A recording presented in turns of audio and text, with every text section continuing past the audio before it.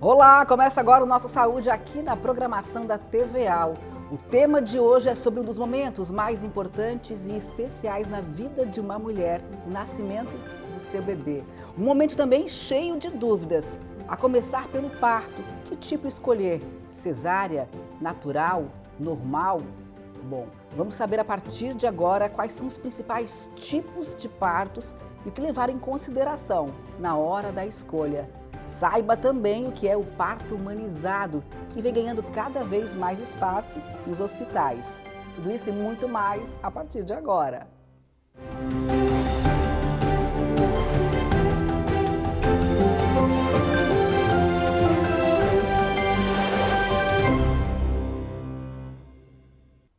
E para falar sobre esse assunto, eu tenho o prazer de receber aqui no nosso estúdio a doutora Maristela Sens, que é ginecologista e obstetra. Doutora Maristela, que prazer te ter aqui no nosso Saúde. Obrigada por aceitar o nosso convite. Oi, Rafa. Eu estou super feliz de estar aqui para a gente conversar nesse bate-papo, né, sobre um assunto tão antigo, que é o parto, e tão atual, né, na Constituição da nossa sociedade. Exato. Tão necessário, né? Tão necessário, isso. É isso aí. Vamos começar, né? A gente tem dados aí do Ministério da Saúde que apontam que cerca de 60% dos partos no Brasil são cesáreas, né? O Brasil é o segundo país do mundo com maior índice de cesáreas. Como é que você avalia esses números, doutora? É muito interessante, né? Porque quando a gente vem falar de parto, é muito difícil de a gente fugir de um dado tão impactante, né? Inaceitável, inclusive, né? Como esse. A taxa de cesariana, ela não reflete apenas uma forma de nascer de cesariana, né? Ela reflete partos que são, na verdade, cheios de intervenções e que são reflexo de um modelo de assistência que é implementado no país, que é um modelo medicalizado, tecnocrático, centrado a decisão e a assistência de todos os tipos de parto nas mãos dos médicos, né? Então, é a reflexão desse modelo que mostra pra gente tais taxas, né? E isso a gente pode ainda avaliar, né? E esmiuçando de várias outras formas, porque 60% é uma taxa geral, né, que inclui tanto o risco habitual, que seria os antigos baixo risco, quanto alto risco. Mas se a gente for ver na saúde suplementar, né, nos partos feitos em clínicas privadas, essa taxa é muito maior do que 60%. Ela ainda se equilibra porque o SUS tem uma taxa um pouco menor, né, que deve estar em torno de 45% agora. Mas a gente pensa, é muito triste, né, ver que a maioria dos partos do nosso país são cesarianas. Aí entra a questão que a mulher não está fazendo a sua escolha, é imposto isso para ela? É um modelo de assistência. Ela acha que ela está escolhendo, mas não. Porque quando você pode pagar o parto, a grande maioria delas vai escolher a cesariana, né? Até está mudando um pouco, né? Eu não sei se é muito o lugar onde eu atuo e as pessoas que chegam para mim. Mas eu acredito que em termos de Brasil ainda, quando tu tem o poder de escolher e pagar, a maioria das mulheres que tem essa condição ainda escolhe a cesárea, né? E por quê, né? Parece que é uma escolha, mas assim, ó, a gente tem dados que mais ou menos 80% das mulheres, elas querem parto normal no começo da gestação. De uma forma ou de outra, elas vão sendo levadas a acreditar que a cesariana vai ser a melhor escolha. Essa decisão, na maioria das vezes, é feita pelo médico, porque ou ele vai falar que estaria mais indicado, que tem algum risco para o parto, ou a mulher não entra em trabalho de parto, então em vez de fazer uma indução, parte direto para a cesariana. Ou vão aparecendo outros medos, né? Tem medo do parto, tem medo do tipo de dor e tem mulheres que realmente não querem o parto de jeito nenhum. Mas essa construção, quando ela é feita baseada em conhecimento e informação, porque a cesárea, os riscos da cesariana, eles são muito... como que a gente fala? Eles são diminuídos por quem está prestando assistência, entende? Se fala muito do risco do parto normal, principalmente para o bebê, né? Porque o produto desse modelo é o bebê. Exato. Então, tu teres um bebê saudável é o objetivo da forma de nascer. E esse produto de ter um bebê saudável, ele justifica várias intervenções e várias violências que a mulher passa no processo de parir, que não seriam necessárias muitas vezes, né? E que ela poderia ter esse bebê saudável, mesmo tendo um parto respeitoso, um parto em que ela finalizasse o processo satisfeita. Né? Entendo. A satisfação é algo muito interessante. Muito assim. caro também, né? E não Que tem valor. Que não é levado em consideração, Não infelizmente. Nos dados que se coloca lá dos estudos científicos para avaliar risco, benefício dos tipos de parto, das intervenções, a satisfação materna não está como um item que é relevante. Um pré-requisito. Né? Agora, você falou em intervenções e violências que a mulher sofre. Poderia falar um pouquinho sobre isso, trazer à tona para a gente que tipos de intervenções e violências são essas? Super. Olha só, tem uma pesquisadora que chama Simone Diniz, e ela fala que as taxas de cesarianas, elas são muito justificadas no nosso país porque a mulher ela está sujeita a 2 tipos de violência, o corte por cima ou o corte por baixo. Então, muitas mulheres acabam escolhendo a cesárea, não porque elas querem a cesárea, mas porque elas querem fugir de um modelo de assistência que é repleto de violência. Elas querem sair, fugir desse parto violento e que, inclusive, é a forma que a gente mais oferece ainda hoje no país, né? Claro que tu tem bolhas de mudança de modelo, de assistência bacana, Floripa mesmo, né? Uma referência, assim, em ter boas opções para tu ires o parto. Mas tu sai um pouquinho para o lado, assim, ainda é um modelo extremamente violento, né? E a violência obstétrica, por exemplo, quando a gente fala do modelo humanizado de assistência, da humanização do parto, né? Ela veio como uma política pública, né, uma política de governo para poder lidar com esse tema da violência obstétrica, para diminuir a violência obstétrica nos partos, sem falar diretamente na violência. Então foi um termo estratégico com um programa que trata sobre a humanização da assistência ao parto e nascimento, né?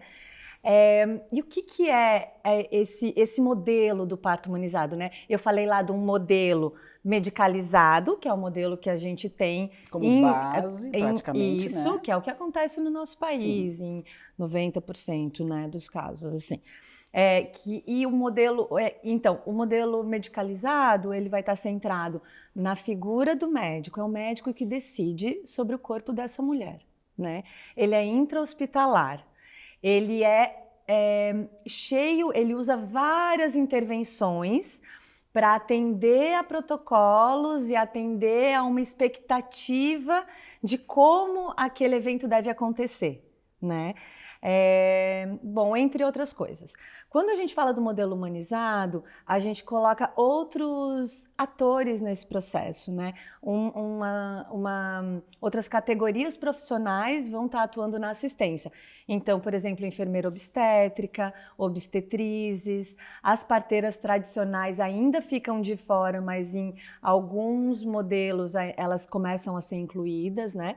Continua sendo intra-hospitalar, mas ele é baseado em medicina baseada em evidências. Então, assim, a evidência da melhor assistência é super importante nesse modelo. Diminuição das intervenções, usar as intervenções quando elas são necessárias, elas são individualizadas, elas não são corriqueiras como no modelo medicalizado, né? E acho que é isso. E já há um avanço, então, quer dizer, já há um avanço para que a gente... E a autonomia da mulher, desculpa. Autonomia, respeito à autonomia da mulher de escolha. Isso. Então, é uma proposta da gente colocar um pouquinho mais, entendeu? Naquele outro modelo para diminuir a violência e melhorar essas taxas mesmo, né? O que a gente viu ao longo dos anos? A cesariana não diminuiu tanto assim. Na verdade... ela aumentou, né? Era mais ou menos 45% dos partos gerais, dos nascimentos gerais em 2014, e há pouco tempo estava 60% em 2022. Então, minha opinião, minha reflexão, o parto ainda não saiu das mãos dos médicos, entende? A gente, como obstetra, a gente tem que ficar com parto de risco, com parto que precisa de intervenção, com parto cirúrgico, entendeu? A gente não é para ficar fazendo assistência a parto de risco habitual, entende? Essas mulheres Isso seria a exceção, digamos assim. Isso, deveria seria ser. a exceção, ok, na sua obstetrícia se inclui nesse a fazer, entendeu? Porque não cabe na vida de um Sim. obstetra ter o tempo do parto, entendeu? O tempo do parto é outro.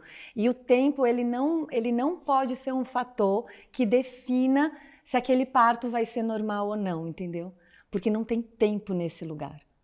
A gente faz uma pausa agora e logo a gente volta então com muito mais informações para você. Não saia daí.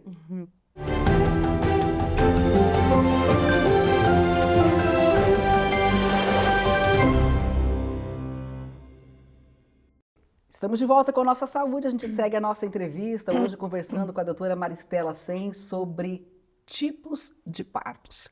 Doutora, no primeiro bloco a gente falou sobre a cesárea, que é hoje aí 60% dos partos feitos no Brasil. Porém, a mulher tem outras alternativas. Quais seriam elas? As principais, pelo menos, né? Isso, a gente precisa pensar, né, começar a refletir em outras formas de prestar assistência para contrapor esse modelo que não tá bacana, né, que é quase inaceitável.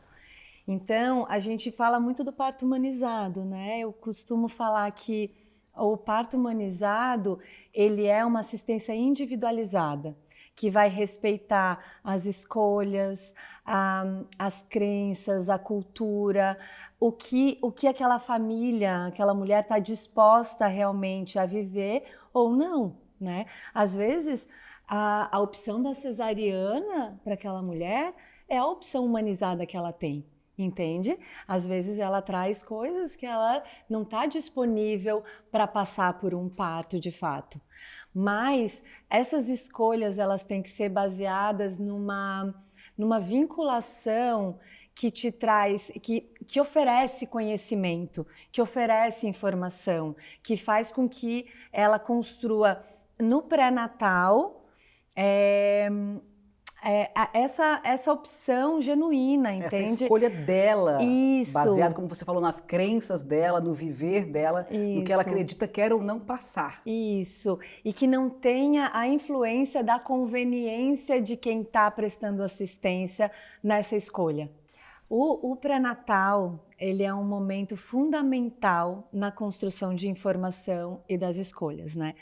O pré-natal, ele é um momento incrível. Eu amo trabalhar com pré-natal porque ele tem começo, meio e fim. Sim. Né? Ele vai ainda desencadear um ritual de passagem importantíssimo, que é o parto, para depois vir a parte que é a parte de verdade lá, Sim. que é a maternidade, né? E criar esse bebê.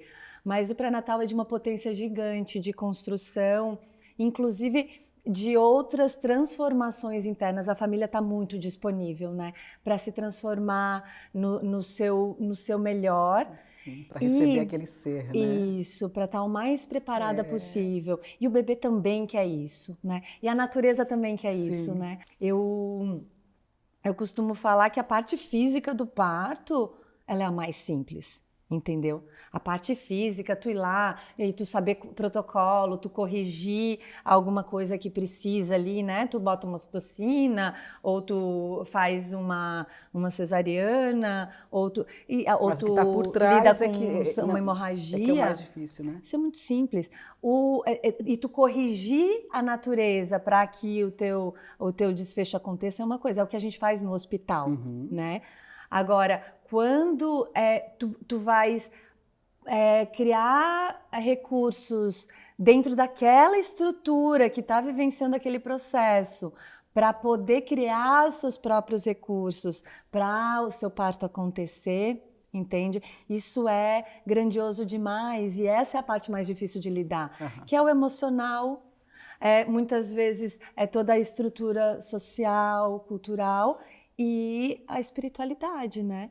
Porque parir é materializar o espírito aqui na Terra, entende? É um evento que ele está muito além do plano físico, não é um acontecimento do plano físico biológico, né? Assim, dentro do que eu tenho certeza, né? Eu não vou ser arrogante, mas que eu tenho certeza que acontece, né? Então, tu conseguir criar esse recurso gera, assim, um poder, uma força para aquele ser, para aquela família, e é muito...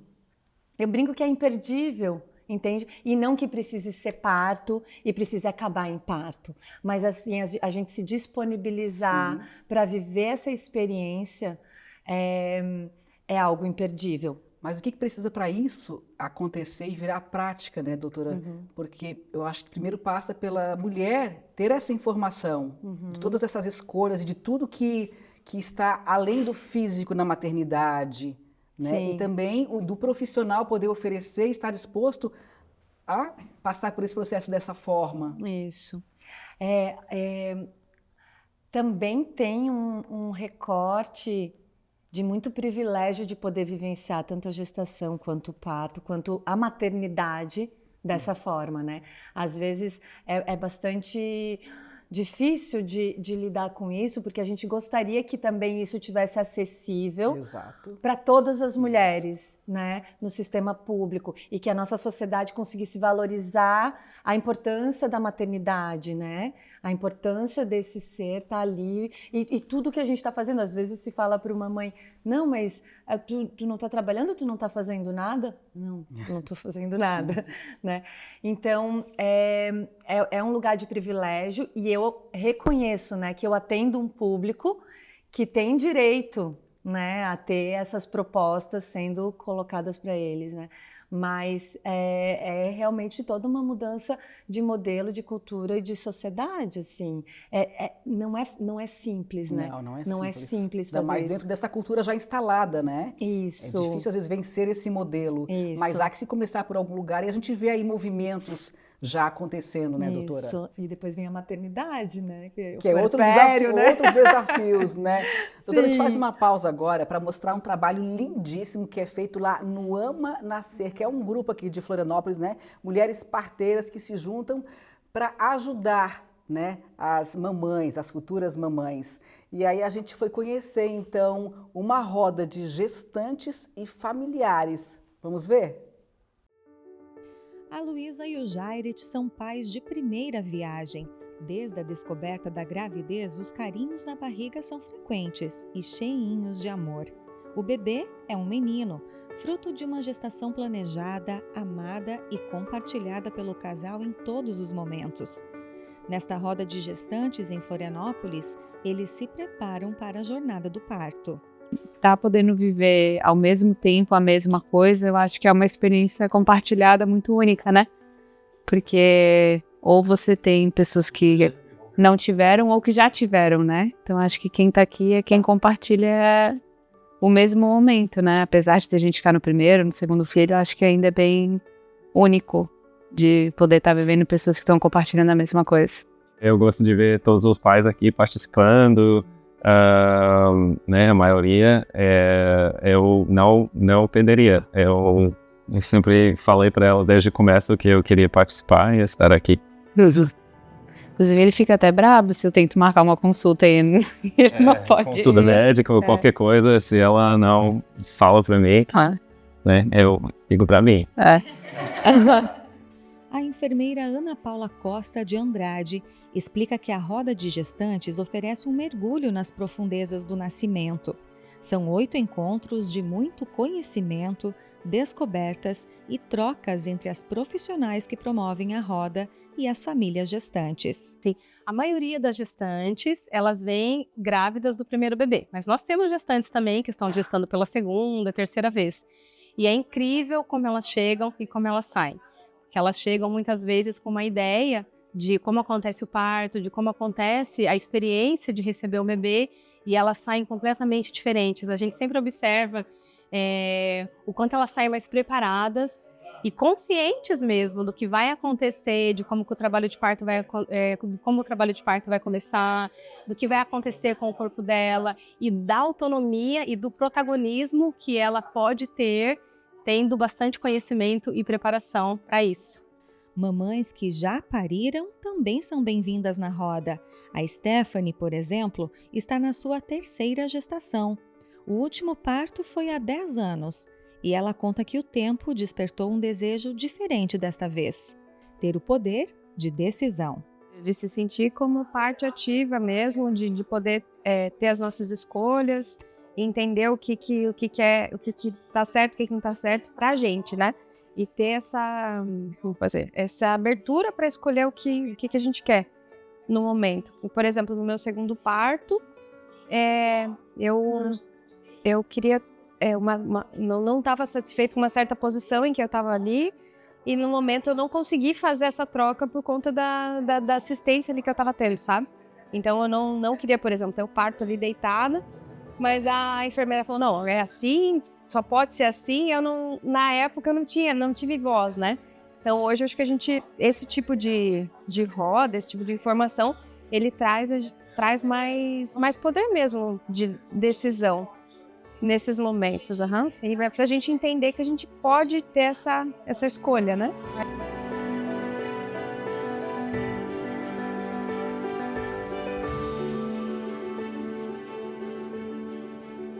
Doutora, a gente viu esse trabalho muito incrível que é feito lá no Ama Nascer. Inclusive, você é a obstetra desse grupo, né? Diga pra gente, né? Qual a importância de ter essa rede de apoio, né, para as mulheres? É fundamental, né? Fundamental.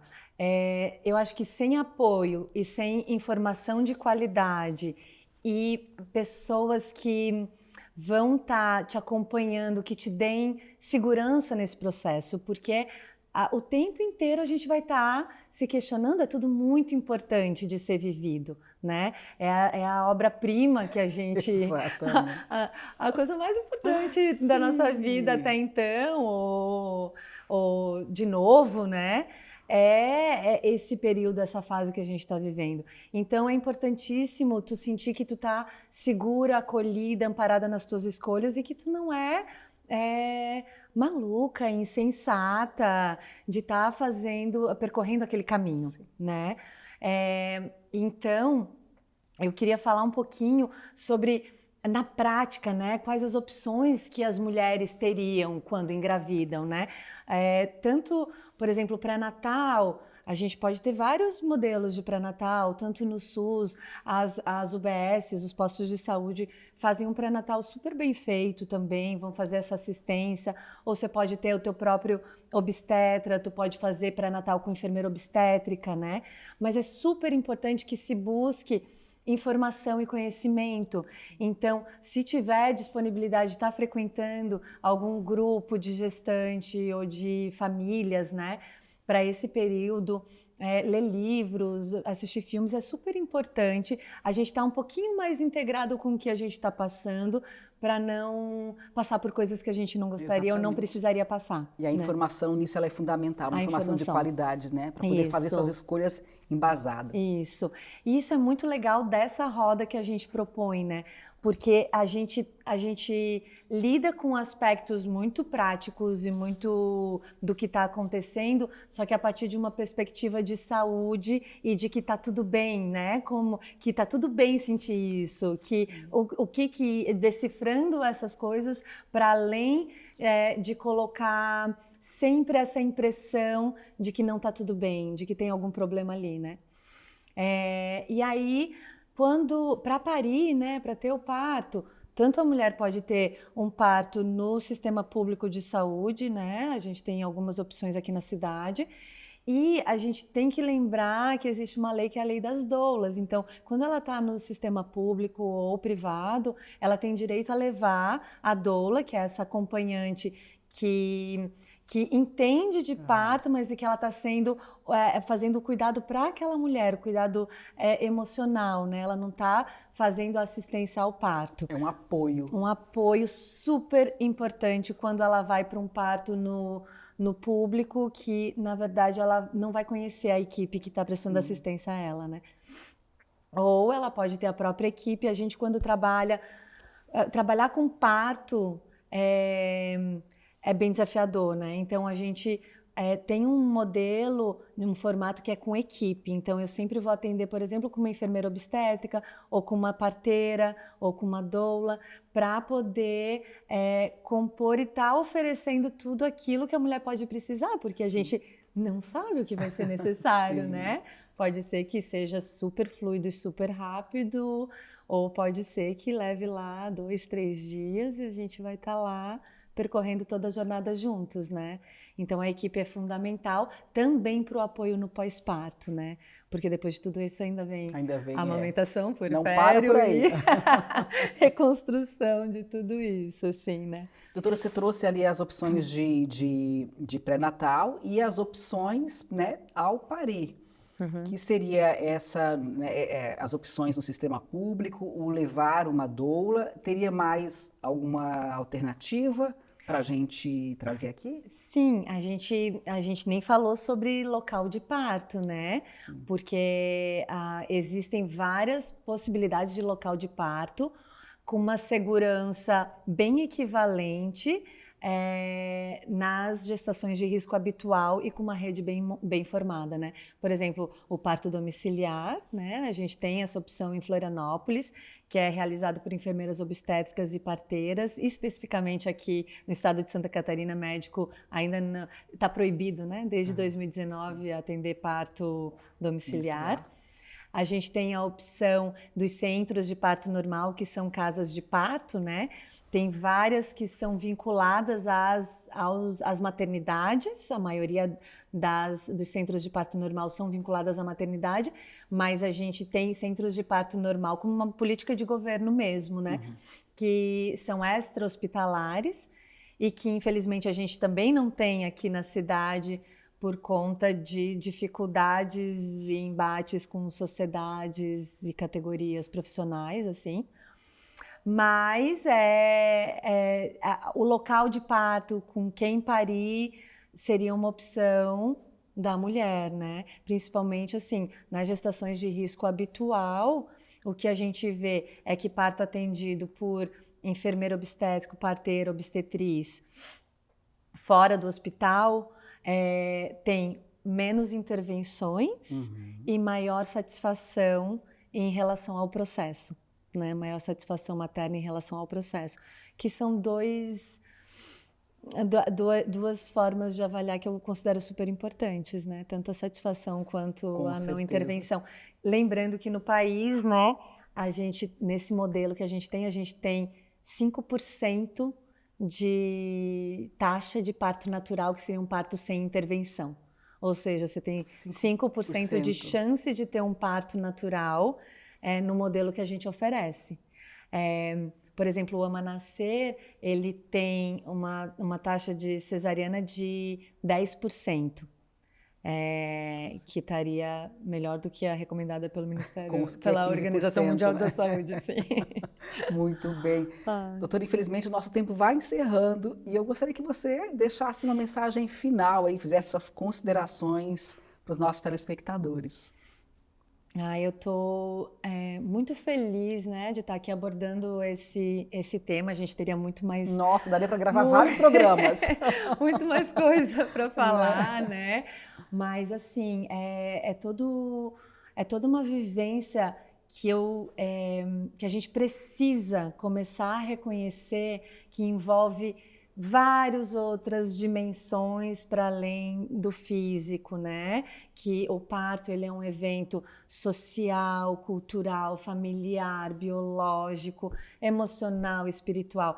Então, assim, o parto, essa assistência, esse cuidado, esse bebê que vai nascer, tem direito a ter um olhar muito particular, muito individualizado sobre o que precisa para que seja vivido toda aquela experiência da melhor forma, né? Eu acho que essa é a chave, entende? Para além de eu ter que seguir um protocolo e estar ali, eu poder me relacionar com tudo aquilo que está sendo vivido para poder ter a melhor experiência, o melhor resultado desse processo todo, né? Porque é muito transformador, é muito imperdível. A gente estava aqui no começo falando sobre isso, né? Tava todo mundo lembre que é contar e tem a vivência do seu parto de alguma forma em si, né? Dos seus filhos, dessa chegada.